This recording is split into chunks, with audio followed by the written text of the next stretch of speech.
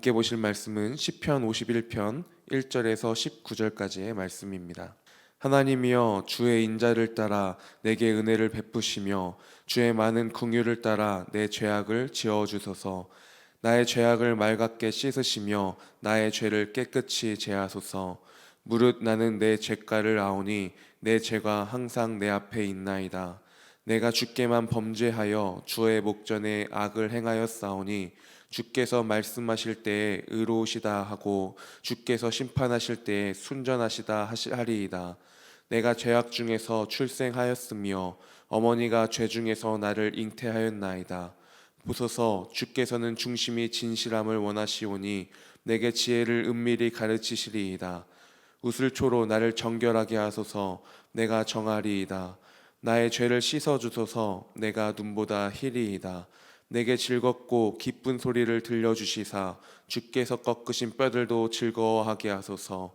주의 얼굴을 내 죄에서 돌이키시고 내 모든 죄악을 지워주소서. 하나님이여, 내 속에 정한 마음을 창조하시고 내 안에 정직한 영을 새롭게 하소서. 나를 주 앞에서 쫓아내지 마시며 주의 성령을 내게서 거두지 마소서. 주의 구원의 즐거움을 내게 회복시켜 주시고 자원하는 심령을 주사 나를 붙드소서. 그리하면 내가 범죄자에게 주의 도를 가르치리니 죄인들이 주께 돌아오리이다. 하나님이여, 나의 구원의 하나님이여, 피 흘린 죄에서 나를 건지소서. 내 혀가 주의 의를 높이 노래하리이다. 주여, 내 입술을 열어 주소서. 내 입이 주를 찬송하여 전파하리이다. 주께서는 제사를 기뻐하지 아니하시나니 그렇지 아니하면 내가 드렸을 것이라. 주는 번제를 기뻐하지 아니하시나이다. 하나님께서 구하시는 제사는 상한 심령이라. 하나님이여, 상하고 통회하는 마음을 주께서 멸시하지 아니하시리이다. 주의 은택으로 시온의 선을 행하시고 예루살렘 성을 쌓으소서. 그때 주께서 의로운 제사와 번제와 온전한 번제를 기뻐하시리니 그때에 그들이 수소를 주의 제단에 드리리이다. 아멘. 오늘 본문은 죄의 고백의 모습을 보여주고 있는 본문입니다. 그리고 이 가운데 하나님의 은총으로 죄를 씻어주시기를 구하고 있습니다. 3절 말씀에 무릇 나는 내 죄가를 아오니 내 죄가 항상 내 앞에 있나이다 라고 말씀합니다. 그 죄를 다윗 자신이 알고 있습니다. 그리고 4절에 내가 주께만 범죄하여 주의 목전에 악을 행하였사오니 라고 말합니다. 이 죄는 내가 알고 있고 하나님도 알고 계시는, 하나님께 대하여 지은 죄라는 것입니다.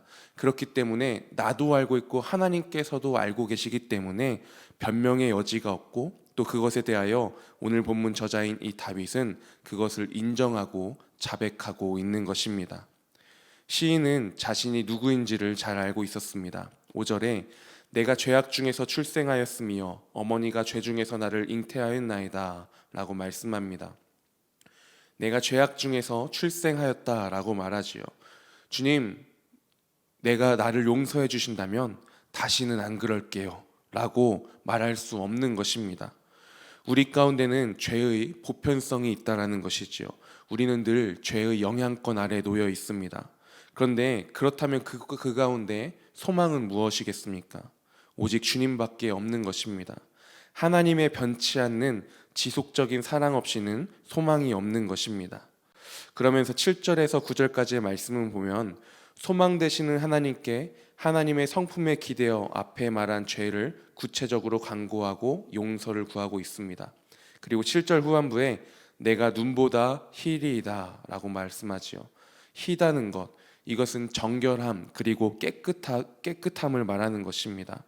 나의 죄를 빨래를 하듯이 희게 하소서, 정결하게 하소서 고백하는 것이지요.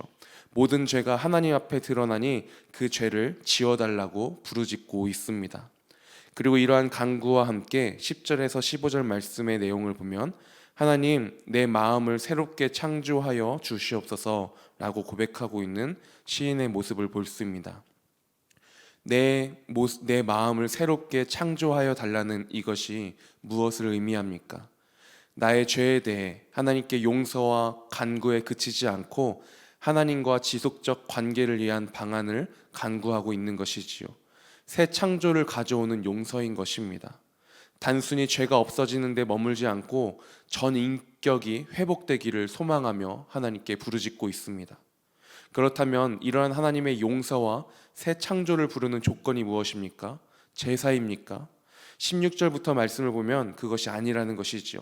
16절, 17절만 제가 다시 한번 읽어보겠습니다.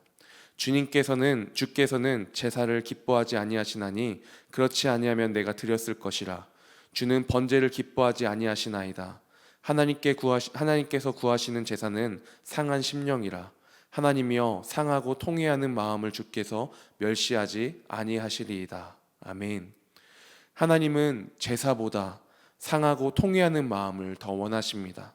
비워지고 낮아진 마음으로 오직 주의 인자와 긍휼과 자비를 구하는 마음일 때 참된 찬양이 우리 가운데 흘러넘치게 되는 것이지요.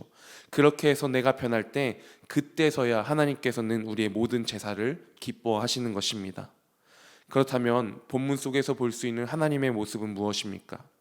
우리의 죄 가운데 찢어지고 부서진 마음이지만 그 마음으로 아버지께 나아오기를 기다리시는 하나님의 모습, 그리고 그렇게 우리가 하나님께로 나아갈 때에 우리에게 정한 마음을 창조하시는 그 하나님의 모습을 저는 본문 가운데 볼 수 있었습니다. 그리고 이어지는 본문 속에서의 인간의 모습은 하나님의 부르심 가운데 그리고 나 자신의 죄의 모습 가운데 찢기고 부서진 마음으로 참회하는 인간의 모습을 보았습니다. 하나님께 대한 그 죄의 모습 가운데 핑계치 아니하고 아버지께로 나아가는 것이지요. 그리고 이 은혜로 인해 죄로부터 자유케 되는 모습을 볼 수 있습니다.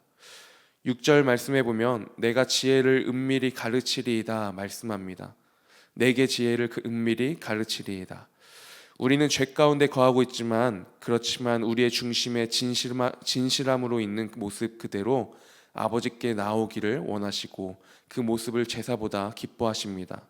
그리고 그 사실을, 그 지혜를 은밀히 가르치시고 우리가 아버지께 나아오게 하시는 하나님, 회개의 자리로 나아오고 그것으로 그치는 것이 아니라 전 인격이 회복되어지는 은혜를 누리기를 기뻐하시는 하나님, 그 하나님의 모습을 우리가 기억하면서 우리도 주님, 나의 죄를 용서하여 주시옵소서, 눈보다 더 희게 하여 주시옵소서, 그리고 내 속에 깨끗한 마음을 창조하여 주시고 속을 견고한 심령으로 새롭게 하여 주시옵소서 고백하며 나아갈 수 있는 이 시간이 되기를 소망합니다. 우리가 함께 이 시간 기도하며 나아가겠습니다. 함께 기도하실 때에 우리 가운데 얼마나 죄가 가득합니까? 내가 인지하는 죄 그리고 인지하지 못하는 죄까지, 그러나 그 모든 것 주께 아뢰며 회개하며 그리고 그 가운데 주님의 새 창조가 우리 가운데 일어나는 은혜를 누리기 원합니다 고백하며 이 시간 함께 기도하며 나아가겠습니다.